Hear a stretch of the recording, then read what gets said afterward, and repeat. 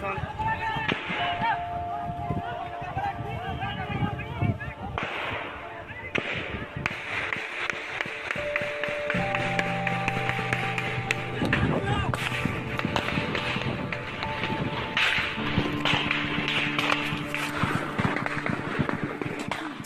के बस्तर में कांग्रेस सरकार द्वारा आदिवासियों पर फिर हुआ हमला और इस हमले में इस गोलीबारी में 3 आदिवासियों की मौत हो गई। और इस घटना को मद्देनजर रखते हुए बहुजन समाज पार्टी के प्रदेश अध्यक्ष हेमंत पोयाम इन्होंने इस अमानवीय घटना की कड़ी निंदा की है और इस घटना पर दुख जताया है। जी हाँ दोस्तों, मैं हूं इंजीनियर स्नेहा और आप देख रहे हैं द थिंग। अगर आप हमारे चैनल पर नए हैं तो हमारे चैनल को सब्सक्राइब कर लीजिए, साथ ही बेल आइकन को प्रेस करना ना भूलें। इसके साथ साथ हमारे वीडियोस को लाइक करें, कमेंट करके अपनी प्रतिक्रिया दें और अपने दोस्तों रिश्तेदारों में शेयर जरूर कीजिए। छत्तीसगढ़ के बस्तर में कांग्रेस की सरकार द्वारा इस प्रकार से फोर्सफुली उन पर आदिवासियों पर, निहत्थे आदिवासियों पर हमला करना यह अमानवीय घटना है और इस संदर्भ में बहुजन समाज पार्टी तमाम आदिवासी समुदाय के समर्थन में आई है। आपको बता दें कि 26 नवंबर 1949 को संविधान को सौंपते हुए डॉक्टर बाबा साहब अम्बेडकर तमाम भारतवासियों से कहते हैं कि हम अब दोहरी जिंदगी में प्रवेश कर रहे हैं। इस दोहरी जिंदगी में आप तमाम सारे लोगों को, इस देश के मजलूमों को, इस देश के मजदूरों को, इस देश के तमाम SC ST OBC को, साथ ही तमाम सवर्णों को एक अधिकार मिलेगा। वो राजनीतिक अधिकार होगा, राजनीतिक समानता होगी, लेकिन इन तमाम चीज़ों में एक चीज़ गैर बराबरी की होगी, वो होगा सामाजिक और आर्थिक गैर बराबरी।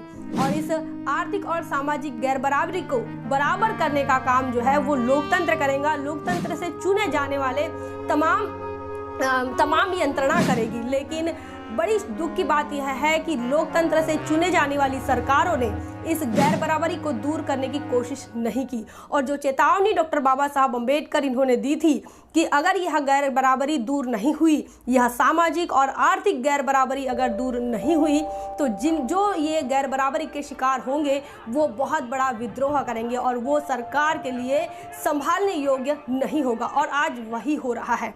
तो भारतीय संविधान की 5वीं अनुसूची का कहना यह है कि जहां भी यह जो क्षेत्र है 5वीं अनुसूची क्षेत्र में आता है, वहां के तमाम संपदा पर, वहां की तमाम खनिज संपदा पर, वहां पर जल, जमीन और जंगल पर सिर्फ और सिर्फ आदिवासी का अधिकार रहेगा। वहां गैर आदिवासी हस्तक्षेप नहीं कर सकता। लेकिन आज़ादी के बाद 5वीं अनुसूची लागू तो हुई, लेकिन आपको बता दूं कि यहाँ पर कांग्रेस बीजेपी की जो सरकारें बनी, इन्होंने इस 5वीं अनुसूची का मजाक बनाकर रख दिया है। इन्होंने तमाम जो सारी आदिवासियों का क्षेत्र रहा, आदिवासियों की जमीनें रही, वो हड़पने का काम किया और अदानी, अंबानी, मित्तल और जिंदल जैसे लोगों को बेचने का काम किया, ठेके पर देने का काम किया। और इस वजह से तमाम आदिवासी समाज को घर से बेघर होना पड़ा, गांव से गांव के बाहर निकलना पड़ा और इस प्रकार वो आज सड़क पर आ रहे हैं और आंदोलन कर रहे हैं। और सरकार अपनी ताकत दिखा रही है उन निहत्थे आदिवासियों को बेघर करके।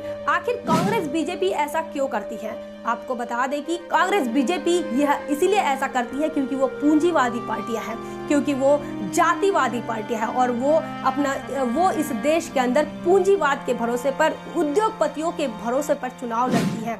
ये अदानी, अंबानी, मित्तल, जिंदल, ये तमाम सारे उद्योगपति कांग्रेस और भाजपा को चुनाव लड़ने के लिए पैसा देते हैं और कांग्रेस भाजपा चुनाव लड़ने के लिए इनका पैसा पानी की तरह बहाते हैं।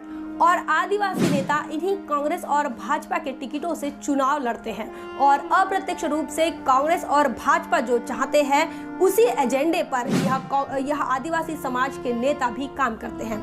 क्या चाहती है कांग्रेस और भाजपा की सरकारें? वो चाहती है कि देश और प्रदेश का आदिवासी अज्ञानी रहे, अशिक्षित रहे। वो चाहते हैं कि वो शराबी रहे। वो चाहते हैं कि अपने हक अधिकारों से वो दूर रहे, उसे पता ना चले कि उसके क्या हक अधिकार हैं। और इस प्रकार आदिवासी समाज जो है वो समस्याग्रस्त रहा है।